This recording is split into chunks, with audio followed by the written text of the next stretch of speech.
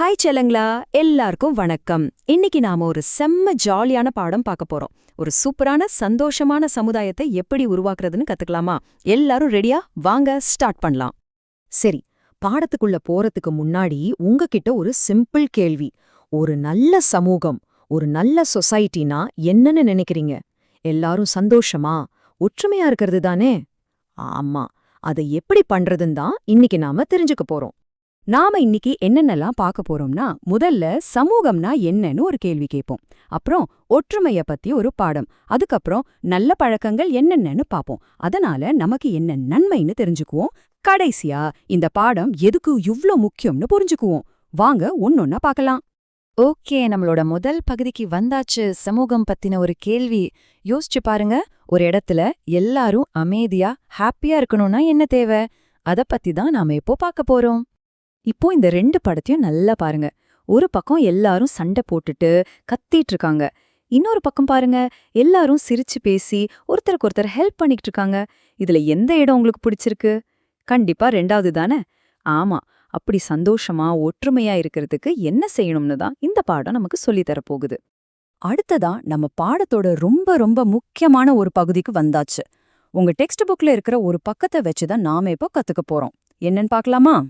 இங்க பாருங்க, இதுதான் உங்க 5ஆம் வகுப்பு சமயமும் அறநெறியும் புத்தகத்துல இருக்கிற ஒரு பாடம். இதுல இருந்து நமக்கு தேவையான நல்ல பழக்கங்களை எப்படியெல்லாம் சொல்லிக் கொடுக்கறாங்கன்னு நாம இப்போ கவனமா பார்க்கலாம்.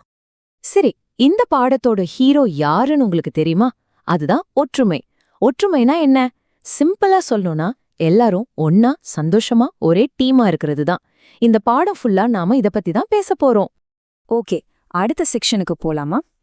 ஒற்றுமையா இருக்கணும்னா நாம என்னென்ன நல்ல பழக்கங்களை ஃபாலோ பண்ணணும்னு உங்க புக்ல சொல்லியிருக்காங்கன்னு இப்போ பார்க்கலாம். முதல்ல இஸ்லாமும் சமூக ஒற்றுமையுங்கிற தலைப்புல என்ன சொல்லியிருக்காங்கன்னு பாருங்க. நாம மத்தவங்கள மன்னிக்கணும், அவங்க மேல அன்பு காட்டணும், நம்மள பத்தியே யோசிக்காம தேவைப்படுறவங்களுக்கு ஹெல்ப் பண்ணணும். இதெல்லாம் சும்மா காதால கேட்கறதுக்கு மட்டும் இல்ல, நாம வாழ்க்கையில செஞ்சு பார்க்க வேண்டிய ரொம்ப முக்கியமான விஷயங்கள். அடுத்ததா அமைதி. ஒரு இடத்துல அமைதி வேணும்னா என்ன செய்யணும்? பொறுமையா இருக்கணும், தப்பு செஞ்சவங்கள மன்னிக்கணும், சின்ன சின்ன விஷயத்துக்கெல்லாம் சண்டை போடாம இருக்கணும். இந்த நல்ல குணங்கள் எல்லாம் நம்மகிட்ட இருந்தா நம்ம சமூகமே ஒரு அமைதி பூங்காவா மாறிடும், இல்லையா? இப்ப பாருங்க, ரொம்ப சூப்பரான 3 விஷயங்கள் சொல்லிருக்காங்க. மனுஷங்க நமக்குள்ள வச்சுக்க வேண்டிய 3 முக்கியமான பழக்கங்கள். 1, உதவி. அதாவது மத்தவங்க கேட்கறதுக்கு முன்னாடியே நாமளே போய் ஹெல்ப் பண்றது. 2, மரியாதை. நம்மள விட பெரியவங்களுக்கும் சரி, நம்ம கூட இருக்கிறவங்களுக்கும் சரி மரியாதை கொடுக்கறது. 3, தானம். அதாவது இல்லாதவங்களுக்கு நம்மால முடிஞ்சதை கொடுக்கறது. இந்த 3 மட்டும் இருந்தா போதும், நம்ம நட்பு ரொம்ப ஸ்ட்ராங்கா இருக்கும். இதுவரைக்கும் நாம பார்த்த இந்த நல்ல பழக்கங்கள்லாம் ஒன்னு சேர்ந்து எப்படி ஒரு சூப்பரான சமூகத்தை உருவாக்குதுன்னு பார்க்கலாமா? வாங்க பார்க்கலாம். இந்த 2 படத்தையும் நீங்க ஒன்னா வச்சு பாத்தீங்கன்னா இந்த பாடத்தோட மொத்த அர்த்தமும் உங்களுக்கு புரிஞ்சிரும். ஒரு பக்கம் பாருங்க, ஒரு ஸ்டூடெண்ட் இன்னொரு ஸ்டூடெண்ட்க்கு ஹெல்ப் பண்றான். இத பார்க்க ஒரு சின்ன உதவி மாதிரி தெரியலாம். ஆனா அதோட ரிசல்ட் என்ன தெரியுமா? அதான் அந்த இன்னொரு பக்கம் இருக்கிற படம். பாருங்க, பல இனத்தை சேர்ந்தவங்களும் பல மதத்தை சேர்ந்தவங்களும் ஒன்னா எவ்ளோ சந்தோஷமா இருக்காங்க.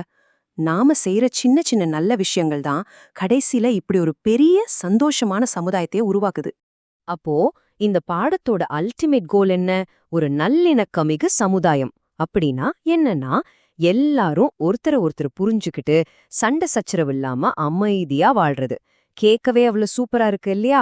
இந்த நல்ல எண்ணத்தை தான் உங்க மனசுல விதைக்கிறதுக்கு இந்த புத்தகம் முயற்சி பண்ணுது.